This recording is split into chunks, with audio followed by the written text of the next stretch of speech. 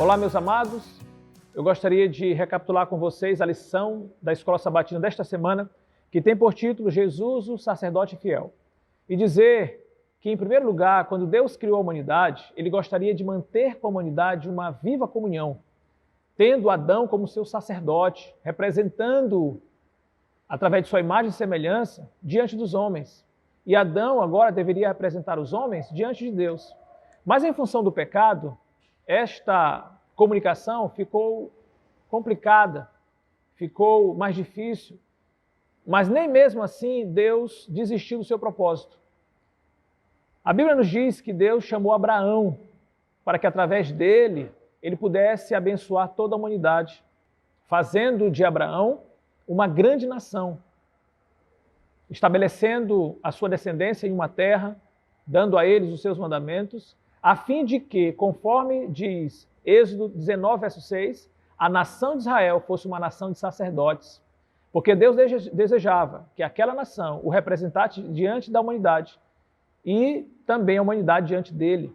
Os sacerdotes tinham esta finalidade de abençoar o povo, de instruir o povo, de admoestar o povo e conduzir o povo no caminho correto, para que este, agora, diante de Deus, pela representação do sacerdote, também pudesse ter o favor do Senhor. O sacerdócio tinha como finalidade, em primeiro lugar, tipificar, apontar para o sacerdote maior que viria, que era Jesus. E o sacerdócio de Arão nos mostra muitas semelhanças com o sacerdócio de Jesus. Por exemplo, era Deus que escolhia o sacerdote, foi Deus que escolheu Arão, assim como também escolheu Jesus. Deus escolheu Arão do meio do povo de Israel, assim também como escolheu Jesus do meio do povo dos judeus. Então, existem muitas semelhanças. No entanto, também há diferenças. Por exemplo, Arão era um pecador, era limitado porque ele morria, e seu descendente também.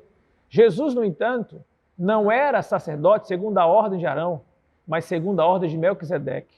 E conforme a figura de Melquisedeque, Jesus não tinha princípio de dias, logo ele é um sacerdote eterno, competente.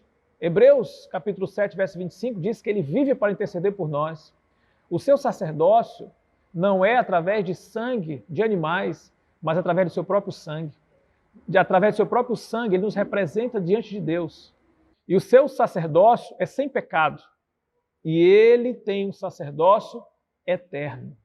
O livro de Apocalipse nos diz que Deus comprou a todos nós, Deus nos comprou para que nós fôssemos um reino de sacerdotes. Portanto, nesta terra, nós funcionamos e nós deveríamos agir como sacerdotes de Deus, representando este Deus para os seres humanos, para os nossos semelhantes, ao levarmos em nós a imagem e semelhança do nosso Salvador.